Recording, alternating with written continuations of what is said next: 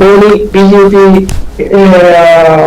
కూడా మంత్రివర్గంలో ఉండదలుచుకుంటే బీజేపీ మరి ఏమన్నా అక్కడ హెలికాప్టర్ మరి పంపిస్తుంది, ఇక్కడికి ఆంధ్రప్రదేశ్ కు పంపించదు కదా.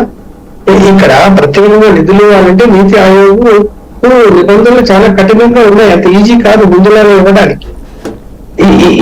ఇప్పుడు ప్రత్యేక రాష్ట్ర అంటే రాష్ట్రం విడిపోయిన తర్వాత విభజన చట్టం వర్తిస్తుందంటే జూన్ 1వ తేదీకి అయిపోతున్నది. ప్రభుత్వం వచ్చేసరికి ఆ చట్టం కూడా అయిపోయింది. ఆ చట్టాన్ని పొడిగించారో పొడిగించలేదు, దీని తర్వాత పొడిగించే అవకాశమే లేదు. ఏ విధంగా సహాయం అందుకుంటుంది కేంద్రం నుంచి, అలాగే ఏ విధంగా వీళ్ళు సంపద ఇప్పుడు సృష్టించి రెవెన్యూ తీసుకొచ్చి ఎప్పుడు మీరు అన్నట్టు ఇందాక పరిశ్రమలు పెట్టినా లేదు రాజధాని అమరావతి అభివృద్ధి చేసినా ఇంకా ఏమి చేసినా కూడా దీని యొక్క అంటే దీని యొక్క ఫలాలు ఎప్పుడు అందుతాయి? 5 సంవత్సరాల లోపల అందుతాయా, లేదు 3 సంవత్సరాల లోపల అందుతాయా?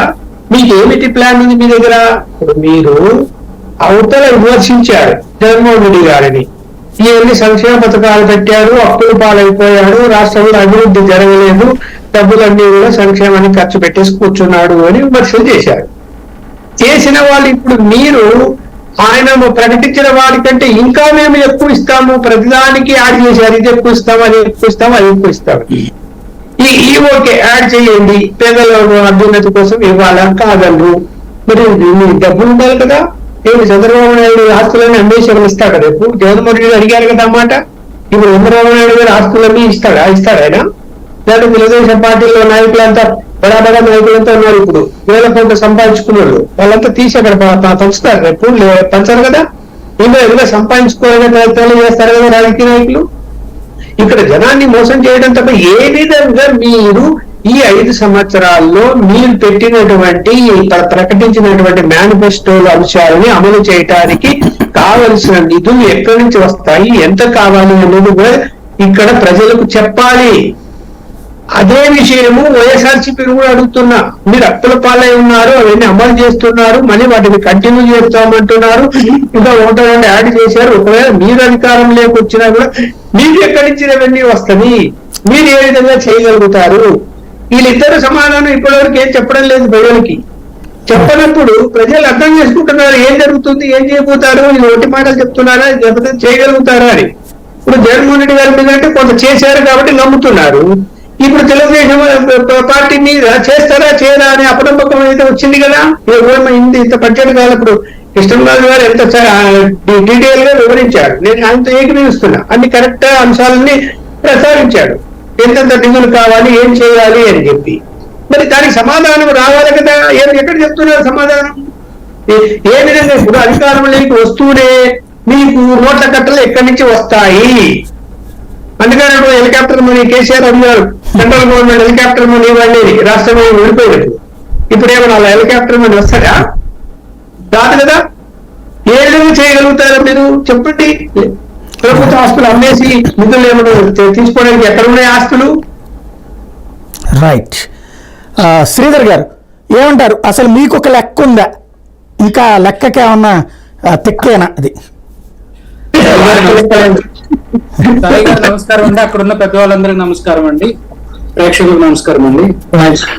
సాయి గారు మాకు లెక్క ఉందా లేదా అనేది జగన్ గారు మేనిఫెస్టో ఇచ్చినప్పుడు క్లియర్ గా ఏ పథకానికి ఎంత ఖర్చు అయింది, ఎంత ఖర్చు కాబోతుంది, ఈ 5 సంవత్సరాలు ఏ విధంగా ఇవ్వగలిగామని చెప్పి లెక్కలతో సహా చూపించవండి.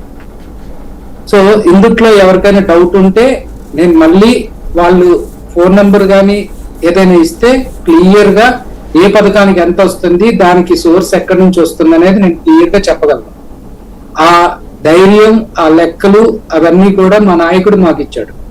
ఇక ఎదురు పార్టీ వాళ్ళు ఇంటర్మీడియట్ లో 5 గ్రూపులు చదివి MA, MPhil, MCom, MSc physics, engineering, artificial engineering చదివి ఒక కంప్యూటర్ కనిపెట్టి టెలిఫోన్ కనిపెట్టిన నాయకుడు ఫైనాన్స్ బడ్జెట్ ఏ విధంగా తయారైందంటే, కృష్ణరాజు గారు చెప్పినట్టు నేను యాన్యువల్ గా ఇస్తానన్న వాటి జోలికి వెళ్ళనండి. ఎందుకంటే అవి దాదాపు 1,40,000 కోట్లు కావాలి అవి అన్ని యాజ్ ఇట్ ఈస్ గా ఇంప్లిమెంట్ చేయాలంటే.